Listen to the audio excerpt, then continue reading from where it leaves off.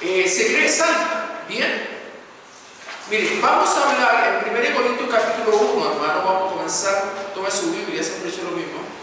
La Biblia, hermano, es lo importante, que es lo que necesitamos escuchar y aprender, desde luego.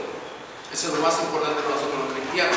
En 1 Corintios capítulo 1, versículo 2, dice así el apóstol Pablo: a la iglesia de Dios que está en Corinto, a los santificados en Cristo Jesús, llamados a ser santos, con todos los que en cualquier lugar invocan el nombre de nuestro Señor Jesucristo, Señor de ellos y nuestro. ¿Se entiende o no? Bueno, acá el apóstol Pablo, primero hay que detallar una cosa. Le voy a pedir a José que si quiere porque se vaya al fondo, porque acá se escucha todo. Y a la iglesia no se viene a jugar primero, para que se vaya al fondo si quiere.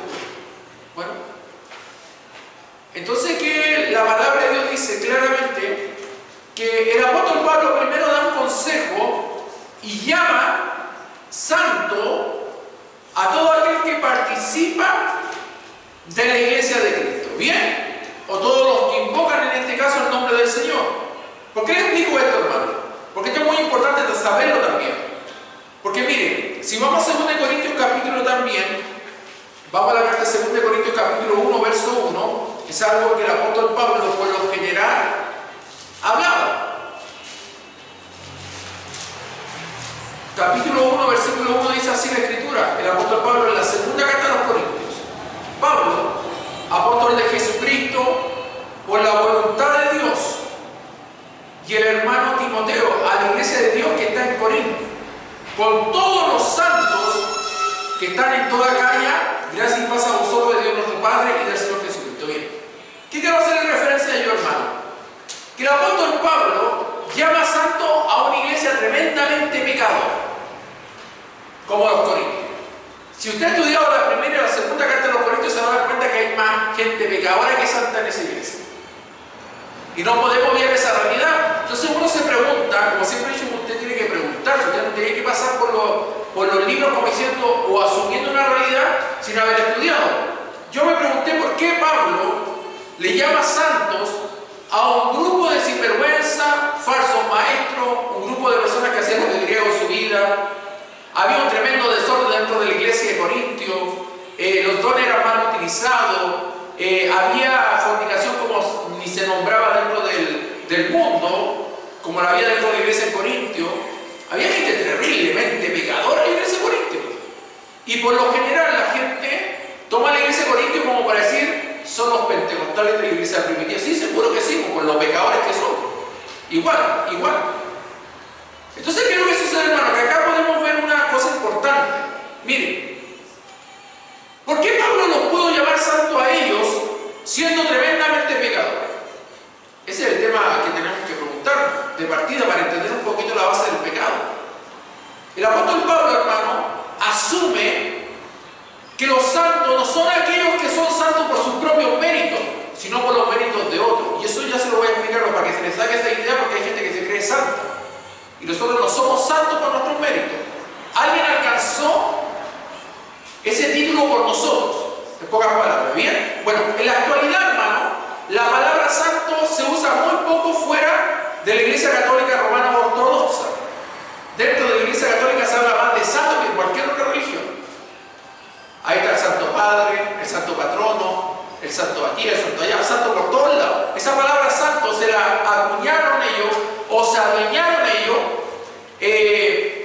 para poder de alguna manera hablar de una persona diferente o que alcanzó un cierto estatus o nivel de santidad por sus propios méritos. Recuerden que la Iglesia Católica enseña que la salvación es por obra. ¿Se entiende? Por eso enseña de que hay que ir a misa, que hay que intentar de ver la forma de poder sumar, ¿cierto?, a la conducta. Por eso también existen los seminarios donde la gente se aparta para ser cura, ser monja, ¿vio? En pocas palabras, ellos creen que el ser santo depende más del hombre que de Dios. Bien, ellos se acuñaron la palabra santo. Bueno, cuando referimos a una persona llamándole santo, usualmente, hermano, pensamos en una persona amable, llena de gracia, que lee su Biblia a diario, ora y es conocida por sus buenas obras para los demás. ¿O no? Todos tienen esa idea de que ese es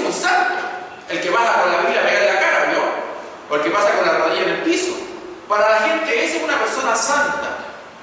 Una persona que es conocida por sus buenas obras. Para la gente dice, ¡ay, qué santo! Por eso la Iglesia Católica llama santo a un grupo de pecadores que no tienen nada de santo. ¿Se entiende o no?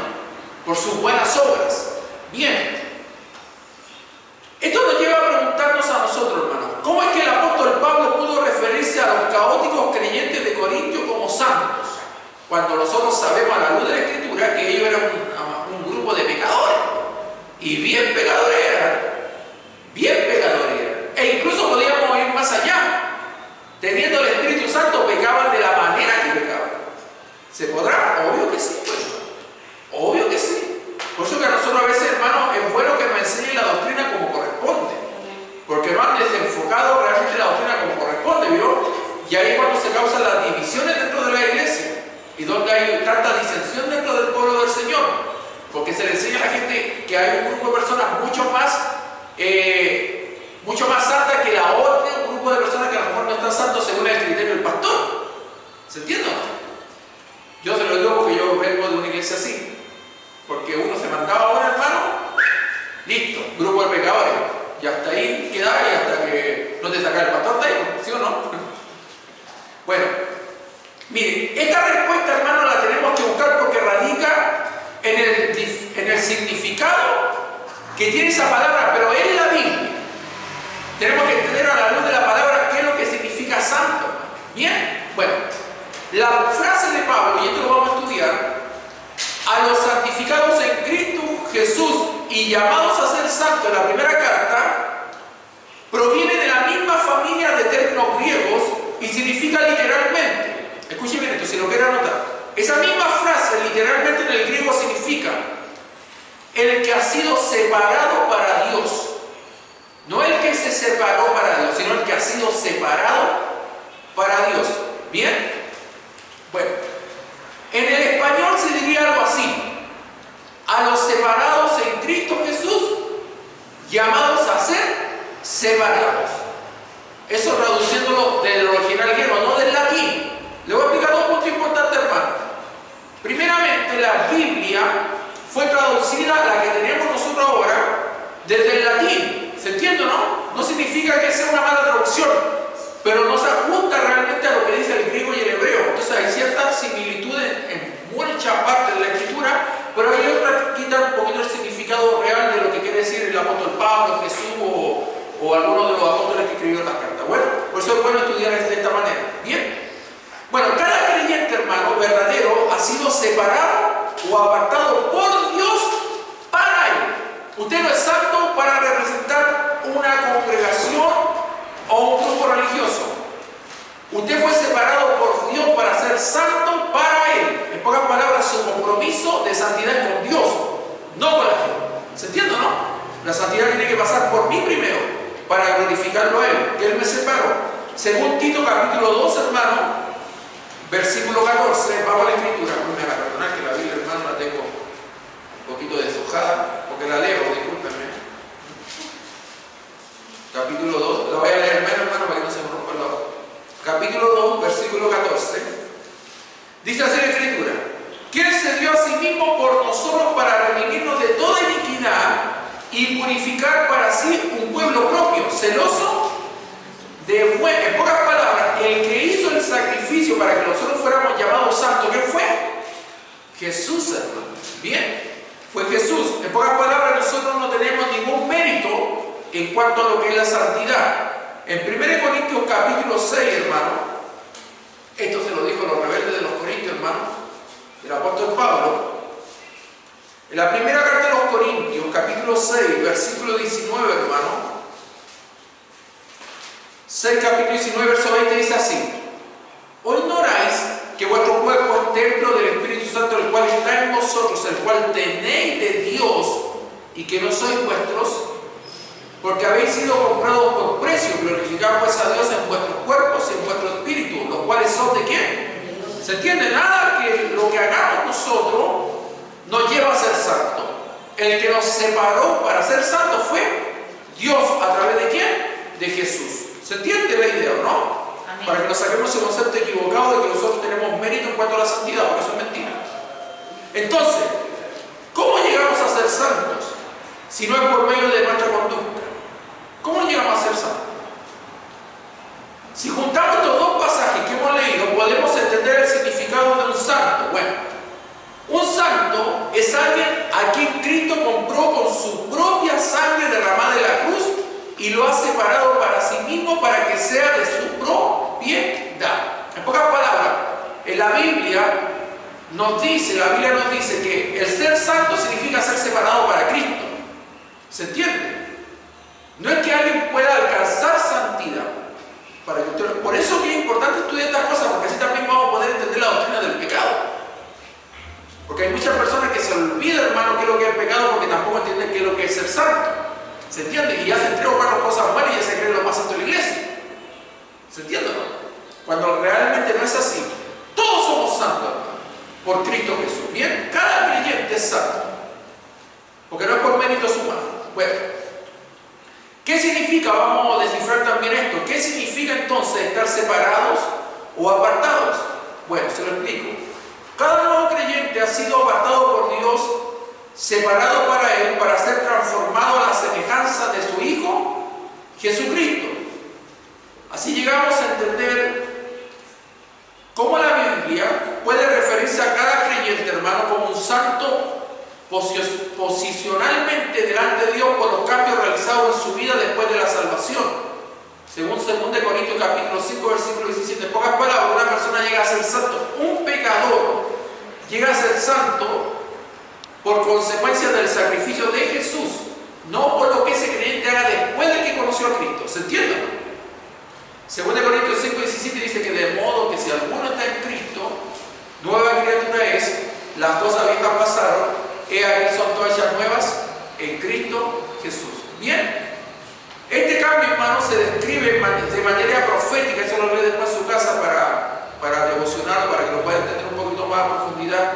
Lo profetiza Ezequiel en el capítulo 36, versículo 26.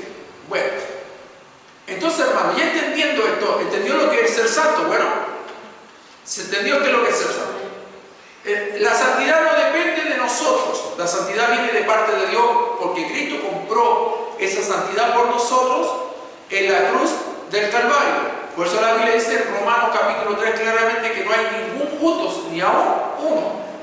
¿Quién es el que es justo? Jesucristo. ¿Se entiende? El santo de los santos, ¿quién es? Jesús, hermano. Amén. Entonces, en pocas palabras, hermano, esto lo podemos entender de esta manera. Nosotros, hermano, cuanto al pecado, mire, tenemos que entender que todos nosotros tenemos pensamientos pecaminosos. Dígame amén. O yo soy el único pecador. A ver. Amén. Otros pecan con la actitud, ¿sí o no? Otros de palabra y otros de hecho. En pocas palabras, todos al final y al cabo estamos pecando, fallando delante de Él. Pero eso no significa que no seamos santos. Eso quiero dar a entender a usted. Eso no significa que no seamos santos, porque recuerden que la santidad depende de ¿quién? De Jesús. ¿Qué quiere decir? ¿Un santo puede pecar? Por supuesto que sí. ¿Se entiende, no? Por supuesto que sí. Por eso es un cristiano lo que tiene que entender en la Biblia para ir disminuyendo el pecado que comete como cristiano. ¿Se entiende, no? Esas son las cuentas que vamos a tener que dar delante de Dios en el tribunal de Cristo. Como cristiano, ¿cuánto hemos pecado y cuánto hemos obedecido? ¿Se entiende, no? Por eso existe un tribunal. Porque tendremos que dar cuenta un día delante de Dios. Entonces, hermano, mire, nosotros tenemos esta tendencia en la carne, tenemos esta tendencia de seguir los deseos engañosos de nuestro corazón. Por eso el apóstol Pablo, en la carta de Gálatas, capítulo 5, versículo 17, lo demuestra de esta manera. Váyame siguiendo, mi hermano, vaya anotando si puede, porque así va aprendiendo también. En Gálatas 5, 17, así dice la palabra. Porque el deseo de la carne es contra el espíritu, y el del espíritu es contra la carne. Y estos se oponen entre sí para que no hagáis lo que quisierais. Bien. En 1 Pedro, capítulo 2, versículo 11, hermano, también podemos encontrar una referencia en cuanto a esta lucha entre el pecado y el Espíritu Santo, o la carne y el Espíritu Santo. Vamos a 1 Pedro, capítulo 2, Versículo 11 dice así la Escritura: amados, yo ruego como extranjeros y peregrinos que os atengáis de los deseos carnales que batallan contra el alma. En pocas palabras, el apóstol Pedro, hermano, cuando se trata del pecado, lo que él está realizando es una idea muy clara de cómo es la vida y la conducta del cristiano. Bien, entonces, hermano, el apóstol Pedro dice: bueno, les pido que se abstengan de los deseos carnales que batallan contra el alma, porque es una batalla constante. Bien, para que usted lo pueda entender, para que usted entienda que esto, hermano, es una batalla constante. Bien, el tema del pecado. Bueno, todos de alguna manera, hermano, somos parte de la iglesia de Corinto, en su forma, en su conducir y en su manera de ver el cristianismo. Todos, en pocas palabras, vendríamos siendo como los corintios. En pocas palabras, santos llamados a ser santos, pues nuestro carácter, obras, pensamientos, motivaciones, actitudes demuestran la presencia del pecado. En pocas palabras, aunque nosotros seamos santos por Cristo, nuestras actitudes demuestran que somos pecadores. ¿Se entiende o no? Aunque somos santos. ¿Se entiende? Entonces, hermano, en cuanto a este tema del pecado, todo pecado, lo tiene que entender usted, va en contra del carácter de Dios. Todo pecado. Todo pecado va en contra del carácter de Dios. Todo pecado, sea grande, sea pequeño, frente a Dios, no hay pecado grande, no hay pecado pequeño. ¿Se entiende o no?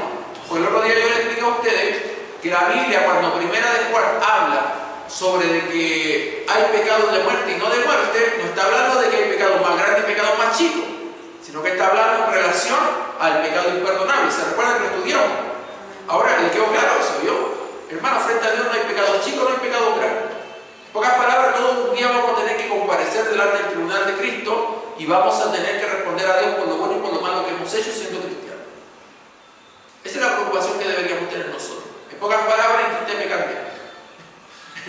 ¿Qué otro consejo le puedo dar? Intente pecar lo menos posible. Y cuando peque, arrepiéntase de todo su corazón y Dios lo va a ayudar y lo va a sostener. Porque la gracia de Dios está en usted y el Espíritu Santo está en usted. ¿Se entiende o no? Entonces, hermanos, nunca, porque hay mucha gente que lamentablemente entra en este pecado de la ansiedad por ese deseo de ser santo. Y también mucha gente se frustra por no poder alcanzar la santidad que otro tiene. Porque así viene la santidad según como el resto se ve, no por lo que hizo Jesús en la cruz de Calvario. ¿Se entiende o no? Esa es la relación hoy que hay en cuanto a la santidad y el pecado. La gente es más santa por lo que muestra, por lo que ve del otro y por lo que el otro muestra también hacia nosotros. En pocas palabras, hoy hay una manera de medir quién es más santo que el otro. Cuando frente a la palabra, todos somos santos por Cristo Jesús. ¿Se entiende o no? Yo quiero enseñarles bien este tema de la santidad, pero no significa que mañana vaya a aparecer acá, no sé, ¿me entienden? No sé, con una peluca rubia. No, hermano. O todo pintado, tampoco. Lo que le quiero decir, hermano, es que hay que tener más cuidado con el pecado, porque la santidad la ganó Cristo por nosotros. ¿Se entiende? El enfoque debe ser por el tema del pecado. Bien, hay pecados de ansiedad y pecados de frustración. Bueno, la vida, hermano, todos sabemos que es difícil y en ocasiones también es muy dolorosa. ¿Se entiende o no? Todos sabemos que la vida es difícil. A todos muchas veces, hermano, la vida se nos hace complicada. Y es ahí cuando aparecen los pecados de la ansiedad y de la frustración. Son esos pecados, hermanos, que por lo general son vistos como menos importantes en la vida del creyente. ¿Saben cuánto? Hay muchos que no le toman importancia al tema de la ansiedad y la frustración. Algunos dicen, no, bueno, esto llega a pasar, ¿no? Y a algunos no se les pasa nunca. ¿Por qué? Porque al fin y al cabo eso se ancló en su corazón. Y eso hay que tener cuidado. Cuando algo se apropia de tu corazón, cuando algo se apropia de tu sistema de vida, o que de alguna manera cambia totalmente la manera que tú tienes de ver la vida conforme a lo que Dios te quiere hacer ver. Por eso que la ansiedad es peligrosa, hermano. Bien, miren, vamos a hablar sobre la ansiedad. Vamos, miren. En la Biblia, en el Nuevo Testamento, al estudiar sobre este tema, vamos a ver 3 puntos importantes. En el Nuevo Testamento, hermano, hay 3 cualidades que debe tener todo cristiano y que lo habla Jesús, lo habla el apóstol Pedro, el apóstol Pablo y cada uno de los escritores del Nuevo Testamento. Y de una manera particular, hermano, le puede sorprender a usted que 50 veces se nombra la palabra amor en el Nuevo Testamento. Como top 10, el amor. Luego, para que sea más sorprendente esto, después, hermano, 40 veces aparece la palabra humildad. Y hermano, para ser justo frente a este estudio y frente a esta indagación de información en la palabra de Dios en el Nuevo Testamento, también aparece, hermano, como tercer punto de carácter importante en el Nuevo Testamento la palabra confianza. Y esa aparece 13 veces. Y esta se posiciona en el tercer lugar de este ranking, hermano, de lo que realmente debemos conocer de Dios. Bueno, ¿qué es lo que es la frustración o la ansiedad? Disculpe, la ansiedad primeramente. ¿Qué es lo que es la ansiedad? Lo opuesto de confiar en Dios se manifiesta, hermano, en alguna de estas dos actitudes, tanto la ansiedad y la frustración. Cuando una persona no confía en Dios, hermano, lo primero que va a aparecer, ¿sabe lo que es? Es la ansiedad y es la frustración. Son dos pecados terribles, hermano, porque nos alejan de qué? De la confianza en Dios. Por eso es peligroso el tema del pecado, tanto de la ansiedad como de la frustración. Y por lo general la iglesia está así. ¿Se aguanta? No confía mucho en Dios. Viene un problema, ¿qué es lo que hacen los hermanos? Se quedan en la casa. O en otro caso, se ponen a llorar, como Magdalena, ¿no? O otros más se empiezan a cortar las venas. En pocas palabras, nadie busca confiar en Dios. Hoy, lamentablemente, nos hemos hecho más fieles a la frustración y a la ansiedad. ¿Vio? Ver la forma de cómo nosotros podemos resolver esos grandes problemas. Bueno, el pasaje más prominente, hermano, en el que enseña sobre el tema es Mateo 6, del verso 25 al 34. Bien, vamos a estudiar sobre esto. ¿Se está entendiendo hasta ahora, cierto? Si no entienden, bueno, díganme. Díganme. Si no entiende, díganme. Pero si está entendiendo, me va diciendo. Si no va entendiendo, me va diciendo. Bueno, en Mateo 6, verso 25, hermano, vamos a ver sobre algo importante que Jesús enseñó. Dice en la Biblia, del verso 25 en adelante, Mateo 6. Por tanto os digo, dice, esto lo habló Jesús, no os afanéis por vuestra vida. No lo dice la palabra, ¿cierto?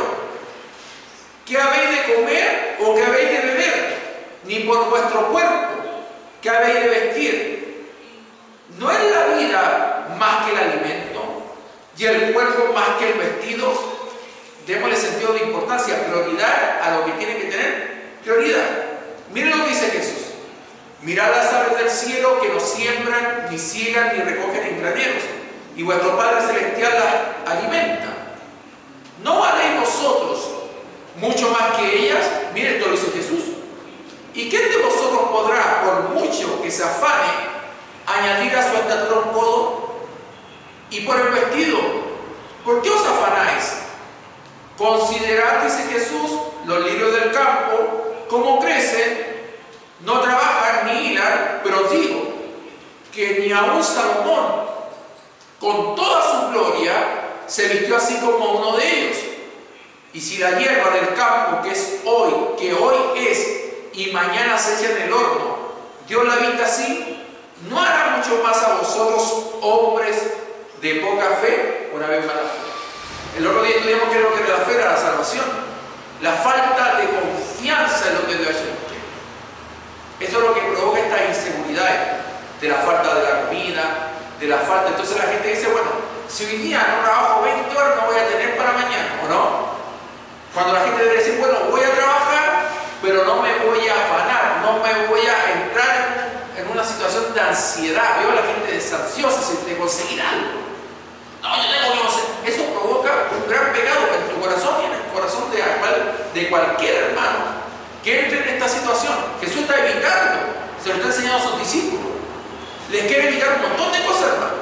Y acá dice el mismo Señor, miren, no os afanéis, pues diciendo qué comeremos, o qué beberemos, o qué vestiremos.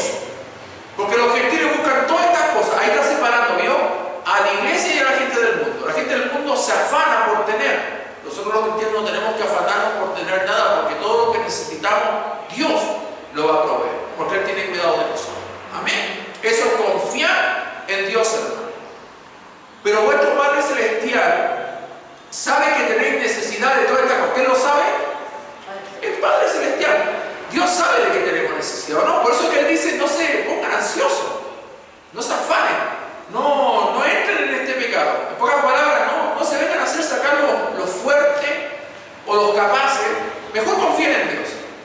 Mejor confiar en Dios que estar entrando en una situación de ansiedad donde usted no va a poder salir. ¿A cuánto le da ansiedad? A ver, es difícil, ¿o no? Después superarla, ¿o no? Usted anda como que se habría, no sé, a ver, no sé, habría ido a Bolivia, hermano, se había metido 5 kilos de coca. ¿O no? ¿O no? Así anda el hermano, ¿o no? Así como. Muertos locos, buscando al pajarito, el pajarito volando de morir. Es verdad, hermano. La ansiedad te lleva como que de alguna manera a quitarte la paz, la tranquilidad, la confianza en Dios y la seguridad de tu salvación. Yo creo que son pecados terribles este tema de la ansiedad, hermano. Cuidado con ello. Bien, dice el Señor Jesús, mas buscar primeramente el reino de Dios y su justicia, y todas estas cosas os serán. En pocas palabras, para que tú no entres en el pecado de la ansiedad, lo que tienes que hacer es buscar de Dios. Busca primeramente el reino de Dios y su justicia, y lo demás será añadido. Es promesa de Dios. Para eso Dios nos invita a confiar en Él. Así que no os afanéis por el día de mañana, porque el día de mañana traerá su afán. Basta cada día su problema. Jesús lo dijo, cada día va a traer tu problema, cada día va a traer tu problema. Entonces no se preocupe porque algunos quieren que la vida, no sé, pasar sin problemas. No, los problemas van a estar, son necesarios, nos dan crecimiento como cristianos. Entonces, hermano, aquí podemos ver este tema. Bueno, pues Jesús usa la palabra afán 6 veces en este texto. 6 veces. También, otra expresión que el Señor Jesús utilizó en cuanto a la ansiedad es: no temáis o no tengan miedo. A algunos les cuesta, cuando uno le dice a un hermano, hermanito, no tema, no tenga miedo, como que te escuchan, le entra por un oído, por un lado del oído y por el otro le sale, ¿cierto? Como que dicen, que el pastor siempre con sus cosas. ¿O no? Eso de que no hay que temer y no, él no sabe lo que estoy viendo. Algunos se hacen yo no sabe lo que yo estoy pasando. Por eso él dice lo que dice. Como que no sé si yo he pasado por momentos difíciles, yo sé lo que pasa, la verdad. Entonces, por algo yo digo que no hay que temer, que no hay que tener miedo, como dice Jesús. Mire, vamos a Mateo 10:31. Mateo 10:31.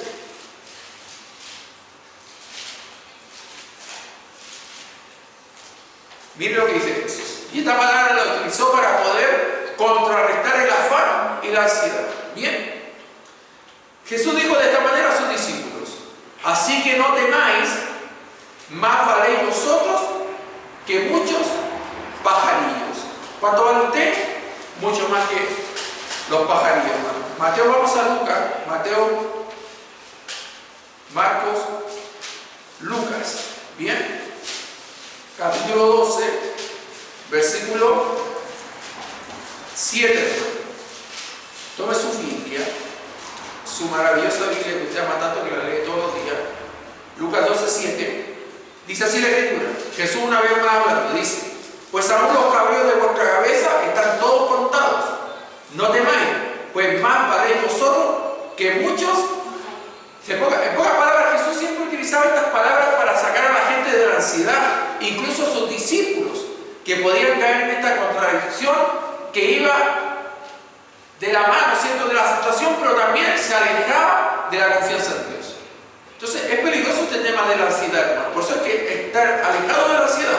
Bueno, Pablo también reforzó esta amonestación acerca de la ansiedad en Filipenses capítulo 4, versículo 6.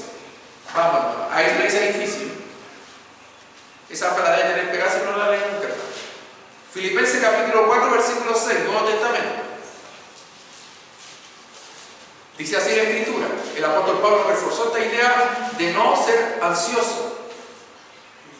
Filipenses capítulo 4, versículo 6 dice: por nada estéis afanosos, sino sean conocidas vuestras peticiones delante de Dios en toda oración y ruego con acción. En pocas palabras, mira, te lo explico, hermano, para que tú puedas entender, para que no entres en este tema de la ansiedad. Cuando tú veas que hay algo que no se resuelve con prontitud, lo que tienes que hacer tú es acercarte con tu petición delante de Dios en oración, ruego, pero con acción de gracia. En pocas palabras, tú te metes con Dios y le dices: Señor, en este momento como que el pecado de la ansiedad me quiere agarrar y yo no quiero estar ansioso, no quiero afanarme por este tema. Así que lo que voy a hacer, voy a dejarlo todo delante de ti, Señor, y te ruego que puedas ser solícito a mi petición y darle gracias a Dios incluso cuando usted no vea nada aún, con acción de gracia, dice la palabra, confiando de que Dios le va a responder. Esa es la manera en que uno se tiene que acercar a Dios. Pero si usted lo hace dudando, obviamente no va a recibir nada. Pero si lo hace confiando en Dios, que sí responde, como dice Jesús, desde luego la respuesta va a venir más tarde que temprano, más temprano que tarde. ¿Se entiende? Eso es confiar en Dios y alejarse, hermano, de la ansiedad. Y Pablo lo enseñó. Pedro nos exhortó en 1 Pedro capítulo 5, hermano. Bueno, a su Biblia, hermano. Yo sé que se le va a calambrar a alguno, pero bueno, hágale así y se le va a quitar el dolor. Bueno, 1 Pedro, hermano, estamos todavía en el Nuevo Testamento, hermano, capítulo 5, versículo 7. Mira lo que dice el apóstol Pedro, el que más confiaba en Dios. Usted no está diciendo Pedro, es que sigue ansioso, ¿no? Es que sigue rápidamente se metía en la ansiedad, ¿no? ¿Se acuerdan cuando se iban a llevar a Jesús? El que le voló la oreja a Malcolm, ¿quién fue? Pedrito, ansioso. Aquí me da la se hizo el ninja Turtle ahí, ¿no? Tortuga ninja, hermano, y ahí se le fue toda la confianza en el Señor. Miren lo que dice el apóstol Pedro, en 1 Pedro capítulo 5, versículo 7. Echando toda vuestra ansiedad ¿sobre quién? Algunos se la echan sobre ellos, ¿o no? ¿O no? Tienen más joroba que un cabello, ¿ah? Miren, acá dice la Biblia, echando toda vuestra ansiedad, porque Pedro aprendió, pero este sí que era ansioso, pero aprendió, por eso lo aconseja, echando toda vuestra ansiedad sobre él, porque él tiene cuidado. ¿Se entiende lo que es lindo aprender esta parte de los pecados que a lo mejor no se hacen mucho énfasis dentro del cuerpo de Cristo, pero por lo general la gente está muy ansiosa, hermano? Más con este tema de pandemia, veo que la gente está como súper ansiosa. Ay, ¿qué va a pasar con él? Ay, con la economía ahora, no todo por cual, porque como está habiendo una fuga de todas las empresas importantes de Argentina, hermano, no sé si usted ha visto las noticias, yo no las veo mucho, pero cuando veo algo, la agarro justo, hermano. Y ahora se está yendo la empresa Globo. Esa es la que es de delivery, ¿o no? Falabella, se fue Nike, fueron 5 aerolíneas. Estaba yéndose Walmart también. Y así se van a ir un montón de más. Entonces, usted como cristiano en esta época, ¿sabe lo que tiene que hacer usted? En vez de ponerse ansioso, empezar a confiar en Dios. Ahora es el tiempo donde usted se tiene que volver a confiar en Dios, hermano, porque ni el gobierno ni nadie lo va a ayudar. Solamente la misericordia de Dios lo va a sostener. Así que ahora, hermano, más que nunca deja la ansiedad de lado y comienza a confiar en Dios, como dice el apóstol Pedro, porque Él tiene cuidado de vosotros. Amén. Ponga toda ansiedad sobre Él. ¿Está preocupado de lo que va a comer mañana? No se preocupe. Ore al Señor que cada día trae su propio mal. Confía en Dios y deje que Dios haga lo que Él tiene que hacer, porque Él tiene todo el poder para hacerlo, hermano. Déjese de confiar tanto en usted, que eso se llama por a sí mismo. ¿Se entiende, no? No es por nuestra fuerza, es por los méritos de Cristo. Nunca se olvide eso, hermano. Amén. Bueno, Pedro acá nos exhorta. Cuando usted y yo decimos a alguien, no te afanes o no temas, tratamos de amonestarlo y darle ánimo, ¿cierto? Como que de alguna manera remecemos un poquito, oye, ya, pues deja de andar siempre con los cucheros, siempre andáis llorando por lo mismo. ¿Ah? Ya te estáis pasando ya. Pero cuando Jesús, hermano, Pablo y Pedro nos dicen, no os afanéis, lo hacen con la fuerza de un mandato moral. Esto tiene que ser algo que tiene que estar anclado en ti. ¿A cuánto le ha pasado, hermano, que a veces usted puede ver a alguien que está haciendo lo incorrecto, como robar? Como usted moralmente está en contra de eso, te dice, ¿qué ladrón es este? Es sinvergüenza, ¿por qué no va a trabajar este vago, no? Lo primero que hace usted, porque moralmente usted tiene anclado el principio de no robar, ¿cierto? Entonces, lo que está intentando decirnos Pablo, Jesús y Pedro En pocas palabras es eso. Anclen en su corazón el confiar en Dios por sobre la ansiedad. ¿Se entiende? Entonces, hermano, ese es el deseo. Es decir, la voluntad moral de Dios es que vivamos sin ansiedad. ¿Por qué? Porque debemos estar confiando en Él por sobre todas las cosas.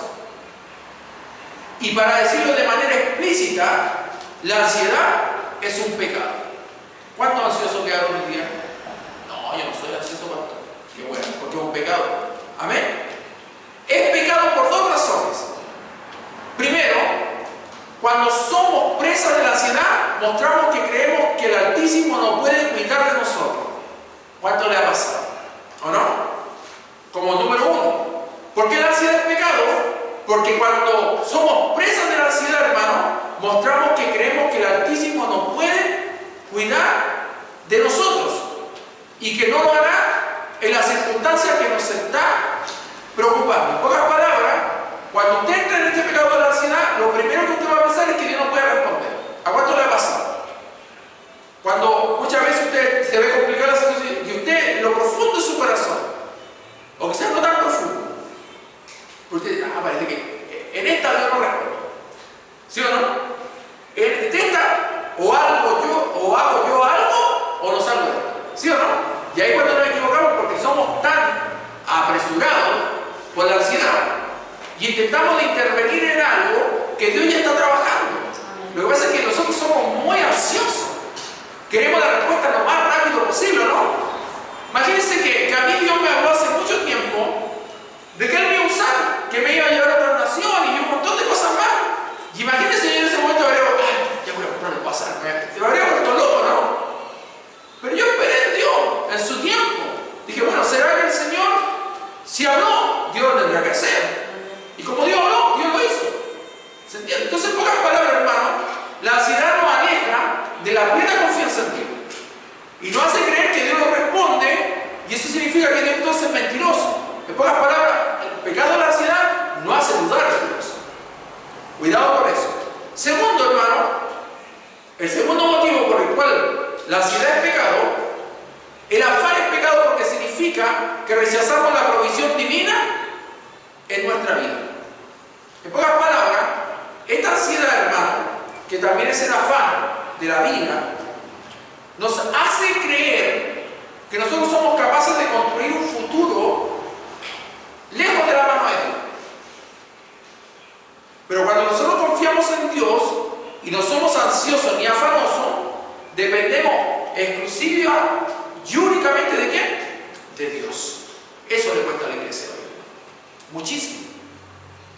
Mire, la provisión de Dios puede definirse de forma sencilla diciendo que Él prepara todas las circunstancias y eventos del universo para la gloria de Él y beneficio de su pueblo. En pocas palabras, Dios tiene control de todo. Bueno, muchas veces nosotros tendemos a centrarnos en las causas inmediatas que nos provocan ansiedad, hermano, en vez de recordar que ellas están bajo el control soberano de Dios. En pocas palabras, incluso Dios utiliza esos momentos de angustia, de dolor, a lo mejor de estar sin una respuesta. ¿Por qué Dios utiliza eso? Para hacernos entender que a pesar de todo eso, si seguimos confiando en Él, Él tiene todo el poder para responder. Es importante, hermano. Entonces, puesto que he tenido que luchar con la ansiedad, en muchas áreas de nuestra vida, hermano, nosotros podemos concluir que la ansiedad, hermano, nos lleva a desconfiar de Dios, a no someternos a su voluntad y lamentablemente alejarnos de la confianza que nosotros debemos tener siempre en Dios. Ese es el primer pecado que yo le quiero enseñar, sobre el pecado de la ansiedad. ¿Le quedó claro? Yo espero que de aquí no salga ansioso, hermano. De acá llega a salir, ¿qué voy a hacer para cocinar mañana? Me quedan 5 meses en el bolsillo. No, hermano, ahora lo estamos enseñando para que confíe en Dios. Pero antes está preocupándose de qué tiene para comer mañana. Preocúpese de que pueda dar un tiempo a Dios orar. Si no tiene para que tiene hace 5 horas, hermano. Mientras obligue su corazón y diga, Señor, esta es mi necesidad. En esto, Dios mío, yo quiero empezar a aprender a confiar en ti. Y Dios va a hacer lo que tenga que hacer, hermano, si Dios tiene todo el poder. También el otro pecado, hermano, es la frustración. Mire, Sí, ya vamos a estar terminando. Gracias a Dios dijeron los frustrados. La frustración, hermano, es un pecado relacionado con la ansiedad. Desde luego, están relacionados. Si hay ansiedad, también va a haber frustración. Va de la mano. Por eso hay que tener cuidado con estos dos pecados. Por un lado, hermano, la ansiedad incluye el temor, pero la frustración implica estar disgustado o enojado por cualquier cosa o persona que se interponga en nuestros planes. ¿Se entiende o no? Como que en pocas palabras incluso llegamos a ser a Dios nuestro enemigo, porque no queremos aceptar sus planes, no queremos aceptar su voluntad, como que, pero ¿por qué Dios tiene que hacerme pasar esto a mí? ¿Por qué no la puede hacer más fácil? ¿O no? Porque algunos quieren, no sé, quieren llegar a la punta de la montaña, pero quieren que los pase a buscar un helicóptero. No pueden escalar la montaña. Y como Dios es experto en hacer escaladores de montaña, para que cuando lleguen arriba la puedan subir y bajarla todas las veces que sean deseadas, porque ya la subiste una vez, la vas a poder subir y bajar cuando tú quieras. En pocas palabras, Dios te quiere enseñar que el esfuerzo trae su fruto. Pero hay gente que la frustración le hace entender incluso que Dios es injusto en la manera de su proceder. Hay gente que no acepta la voluntad de Dios. Como que no acepta que en la vida haya sido golpeado, o como que de alguna manera la vida le haya traído problemas para aprender. Pero cuando aprendemos, hermanos, que los golpes de la vida son para enseñarnos, jamás vamos a tener frustración. Sino todo lo contrario, nos vamos a ver como una tremenda bendición. Bien. Bueno, hay gente que no acepta, hermano, la actuación invisible de Dios en cualquier cosa que encienda nuestra frustración. En pocas palabras, la gente no está dispuesta a servir a Dios sin ver nada. Quiere siempre ver algo. Y como no ve, ¿qué viene? La frustración. Ay, no siempre me andan diciendo que Dios va a hacer esto y todo otro, pero nunca veo nada. ¿Para qué quieren ver? Si se trata de confiar en Dios, no se trata de lo que tú quieras o yo quiera, sino se trata de confiar plenamente que Dios va a hacer las cosas. ¿Se entiende, no? Entonces, hermano, en el momento mucha gente, hermano, tiende a pensar que el Señor no va a responder o no va a escuchar el ruego de las personas. Por eso la gente lo primero que hace es decir, Dios no contesta. Siempre es lo mismo, Dios no contesta. Bueno, el pasaje de la Biblia que nos ha llevado a entender sobre la frustración es el Salmo 139, hermano. Vamos al escritor. Salmo 139. Vamos al Antiguo Testamento. Ya vamos a estar terminando, hermano. Salmo 139. Yo quiero explicarle bien esto. Salmo 139, versículo 16, dice así.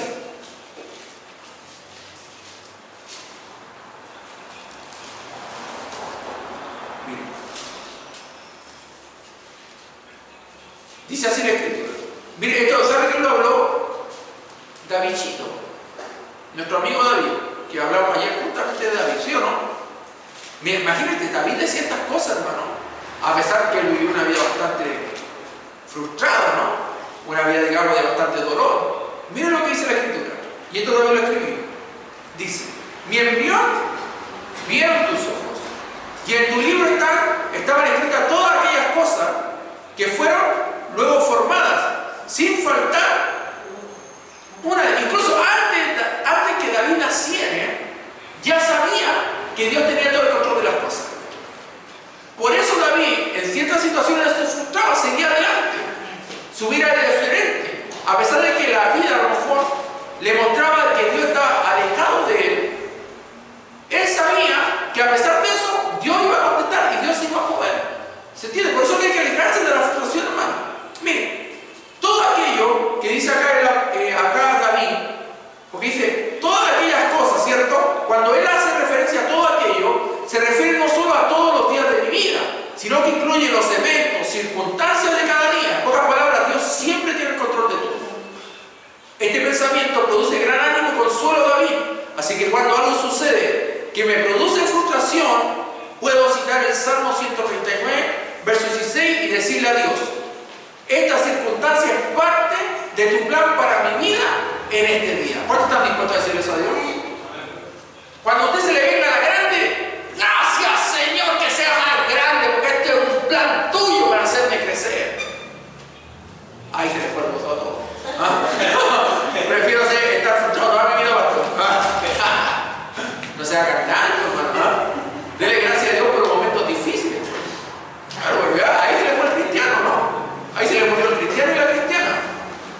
gente no ha aprendido a conocer a Dios, por eso pasa eso. Porque la gente generalmente le enseñan a un Dios alejado de esta situación. Y como que a veces Dios llega a ser un tirano. Pero esa tiranía que nosotros vemos en Dios es producto de nuestra propia tiranía. Porque muchas veces nosotros somos así con Dios. No somos capaces de entender que Dios tiene su manera, su forma de hacer crecer a cada uno de nosotros. Bueno, nosotros debemos decirle a Dios que nos ayude a reaccionar con nuestra fe, de manera que honre su nombre y que podamos aceptar su voluntad providencial. En pocas palabras, nosotros podemos decirle a Dios que nos dé la sabiduría para saber enfrentar, hermano, todas estas situaciones que nos pueden provocar frustración. Cuando usted ve un momento difícil, lo primero que tiene que hacer antes de enojarse contra cualquiera, hasta con Dios, ¿sabe lo que debe hacer? Es meterse en la rodilla y decir: Señor, si tú permitiste que yo viviera, es porque detrás de todo un momento difícil de mi vida, sé que algo bueno está formando en mí. Y todos los que aman a Dios, todas las cosas le ayudan a mí. ¿No dice eso la Escritura en Romanos capítulo 8? ¿No lo dice? En pocas palabras, aprendamos a vivir como cristianos, hermano. Porque hay mucha gente que lamentablemente se desprende de la verdad de la Biblia y comienza a vivir conforme a lo que ellos creen. Hermano, cuidado con el pecado de la ansiedad, pecado de la frustración, porque eso nos va a alejar de la confianza en Dios. ¿Se entiende o no? Bien. Tenemos que tener una dependencia, primeramente del Espíritu Santo, pero a través de la oración. Porque esto nos va a ayudar a que Dios nos responda cuando necesitemos una respuesta de parte de Él. Bien. Entonces hay que pedir a Dios también con sabiduría. Porque el mismo Santiago dice: algunos no reciben porque piden mal para vuestros deleites, algunos se frustran porque Dios no les dio la mejor pintura para teñirse el pelo. ¿Ah? Algunos no se enojan porque Dios no les dio las mejores zapatillas. No, hermano, si eso no tiene sentido. Hablamos de cosas importantes, hermano, cosas que realmente tienen sentido en la vida, cosas que te van a dejar en la vida una huella, para que el día de mañana puedas compartir tanto con tus hijos como con tu familia y decir en la mesa: Dios es grande, Dios contesta. ¿Se acuerdan? Yo muchas veces le hablo a usted: mire, Dios habla esto. Yo siempre estoy hablando de la grandeza de Dios, lo que Dios ha hecho conmigo, lo que Dios me ha permitido pasar, los momentos difíciles. Incluso mi vida pasada la tomo como una bendición, producto de lo que Dios ha hecho conmigo en este día. Entonces ahora veo todas las cosas distintas. Cuando en su momento a lo mejor me provocaron frustración porque desconocía el plan de Dios, pero ahora, como entiendo el plan de Dios, digo: gracias, Señor, por todo lo que pasé, y gracias a Dios por todo lo que voy a pasar, porque a pesar de todo lo que pase o haya pasado, tú siempre me mantendrás en el hueco de tu mano. Confiando siempre en Dios, hermano. Confíe en Dios. La frustración y la ansiedad son pecados, hermano. Nunca se olvide eso. Y no debemos tomarlo a la ligera, o tampoco minimizarlas, considerándolas, hermano, solo reacciones para enfrentar los acontecimientos difíciles de este mundo caído. No, jamás. Es verdad que muchas veces, hermano, no vamos a lograr la libertad que queremos, porque esa libertad la vamos a lograr totalmente cuando estemos en el cielo con Dios. Pero eso no significa, hermano, que vamos a vivir una vida frustrada o con una ansiedad desmedida cuando sabemos que podemos confiar en Dios en esta tierra, hermano. Amén. Así que tenemos que entender por sobre todas las cosas que hay un Dios, hermano, que tiene el control de todo. Amén. Póngase de pie, vamos a orar. ¿Alguna pregunta, alguna duda, alguna inquietud? ¿Aprendió sobre el pecado de la ansiedad y de la frustración? Cuidado con ello, hermano. ¿Se acuerda que yo hace unas par de predicaciones atrás, o yo creo que esto lo vengo diciendo casi cuando empezó el año, sobre que iba a haber una gran crisis económica acá, que las cosas, ¿se acuerdan que lo hablamos, no? Yo soy de los que digo: el Señor dice, Ricardo, por el económico. Yo no entiendo. No, ¿me entiendes? Yo tengo esa convicción de que para Argentina no vienen cosas mejores, hermano. Eso no significa, hermano, que nosotros vamos a entrar en una situación de desesperación. Este es el tiempo donde nuestra confianza en Dios tiene que ser la luz que la gente necesita. Vea, para que la gente que no tiene a Cristo y que se va a querer matar, porque mucha gente, esto lo va a escuchar usted en las noticias. Mira, usted va a empezar a ver en la noticia, hermano, ya no va a haber tanto Tinelli, ya no va a haber tanto Alif y toda esa basura de las novelas turcas que dan violas, no todos meten esa cuestión de las novelas turcas. Turcas, no sé cómo turcas son, ¿no? ¿Qué pegar? Gracias a Dios no tengo a ningún pecador acá, hermano. Bueno, esas novelas que ve la gente, entonces ya no se van a ver eso. ¿Saben lo que empezar a escucharse en las televisiones, hermano, que la gente se está matando porque no tiene para comer. Acuérdense lo que estoy diciendo. Va a empezar a haber genocidio, hermano, va a empezar a haber infanticidio, va a empezar a ver cómo los padres van a empezar a vender a sus hijos para vender los órganos, para poder tener alimento para los otros 7 hijos que tienen. Va a empezar a escuchar usted eso, hermano, van a empezar a vender a sus hijas como prostitutas para el comercio sexual, para poder llevar el pan a la mesa. Hermano, aunque esto no lo crea, eso va a comenzar a pasar acá en Argentina. Ya se está dando luz, hermano, de lo que ya Dios había hablado. ¿Se acuerdan que el año pasado habíamos hablado en el último culto que no venían cosas mejores? Y tomen el pastor de siempre predicando tragedia. Pero no es predicar tragedia, es ser real con la situación y las circunstancias que lo están llevando a que Cristo venga pronto, hermano. Pero la situación acá en Argentina no viene mejor, así que lo que menos debe hacer usted es confiar tanto en su propia medio, en su propia fuerza. Empieza a confiar más en Dios, porque eso es lo que le va a ayudar a vivir como un verdadero justo. La Biblia dice que el justo por la fe vivirá. Amén. En pocas palabras, en este momento lo que tiene que hacer usted es aplicar la palabra. No se ponga ansioso, no se frustre. Dios va a tener cuidado de nosotros, hermano. Y eso se lo puedo recontramente asegurar. Dios, el que llama, lo cuida, lo protege, lo alimenta, lo sustenta, lo guía, lo protege, lo sana, lo liberta y lo ayuda. Dios tiene todas esas características y muchas más. Así que cierre su ojito, hermano, y si ha entrado en ansiedad, a lo mejor se siente frustrado, o a lo mejor se siente en una situación un poquito compleja, difícil, ponga en este momento toda esa ansiedad, como dice el apóstol Pedro. Esa es la ansiedad sobre él, el afán sobre el Señor. Su frustración, que a lo mejor dice, veo que el carnal de mi esposa no se convierte nunca. Bueno, deje esa frustración delante de Dios. A lo mejor mi esposa no se convierte nunca. Bueno, déjela. A lo mejor mi familia nunca se convierte. Deje todo eso en Dios. No se frustre por aquello que solamente Dios puede hacer o lo que Dios puede realizar. Recuerde que de Él es el poder. No es nuestro. Los tiempos son de Dios, los tiempos no son nuestros. Deje que Dios haga lo que tenga que hacer en un tiempo. No nos involucremos en algo que solamente Dios puede hacer, hermano, porque podríamos terminar echando a perder el pastel, como decía nuestra abuelita. Mi abuelita me decía, no metan la mano en el pastel, que me echa a perder. Y es verdad, ella metía la mano y se lo echaba a perder. Tenía razón la vieja, ¿no? Pero es verdad, hermano. Entonces, en ese sentido, no nos involucremos, hagamos lo que Dios tiene que hacer con nosotros y dejemos toda ansiedad y frustración delante de Dios. Así que cierre su ojito, hermano, y dejemos todo delante de Dios. Te damos gracias por estos estudios de tu palabra, Señor. Yo te pido en el nombre de Jesús que ayude a mis hermanos a poder cada día, Dios mío, entender sobre todo esto que estamos viviendo en estos tiempos, Señor. Ayuda a mis hermanos a tener la fuerza